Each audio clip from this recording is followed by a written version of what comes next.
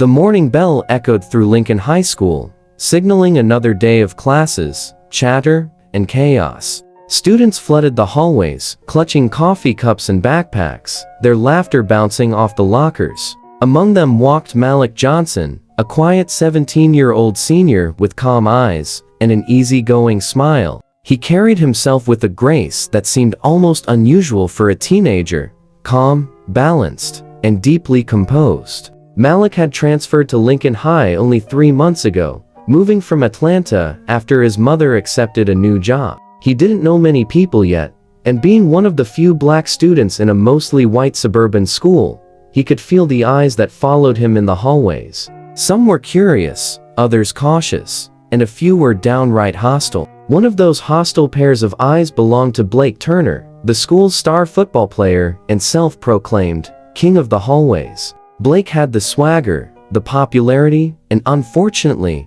the arrogance that came with it. His friends worshipped him, teachers tolerated him, and the principal dreaded every meeting that had his name on the agenda. That morning, Malik walked into the cafeteria, earbuds in, listening to soft R&B, just trying to stay out of trouble. He moved to an empty table, opened his notebook, and began sketching something he often did to clear his mind. A few tables away, Blake and his friends, Kyle and Trent, were joking loudly. "Look at the new kid," Kyle said with a smirk, nodding toward Malik. "Always sitting alone like he's too good for us." Blake leaned back, sipping his oversized coffee cup. "Yeah, I've seen him in gym class. Dude barely talks. Probably thinks he's mysterious or something. Maybe he's scared," Trent added. "You should, welcome him." Blake grinned, that cruel kind of grin that usually meant trouble. "Yeah," he said,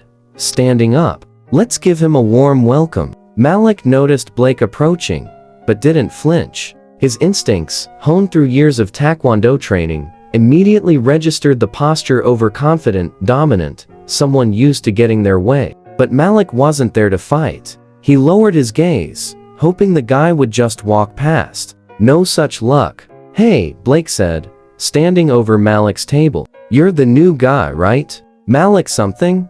Malik removed one earbud and looked up. "Yeah, Alec." Blake smirked. "Cool, I'm Blake. Around here, people know me. You might want to remember that." "I'll try," Malik replied, calm as ever, turning back to his sketch. Blake didn't like being dismissed. His jaw tightened. "You think you're better than us or something?" Malik sighed softly. "No, I was trying to mind my own business."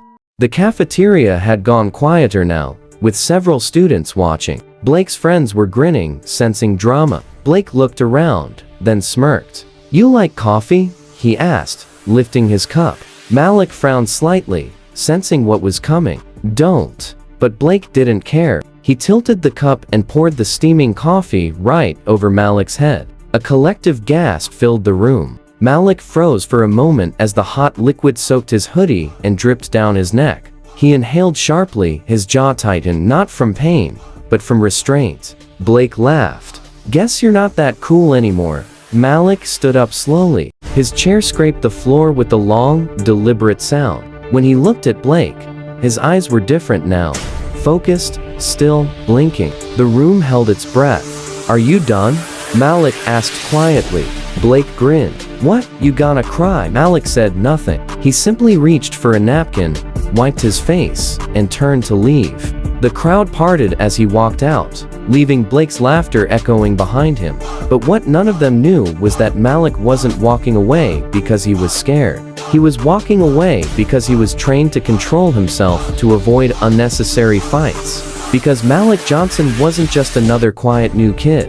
He was a 2-time national Taekwondo champion, and the discipline that came with it meant he didn't fight out of anger. But when pushed too far, he wouldn't hesitate. And the next encounter was coming sooner than anyone expected.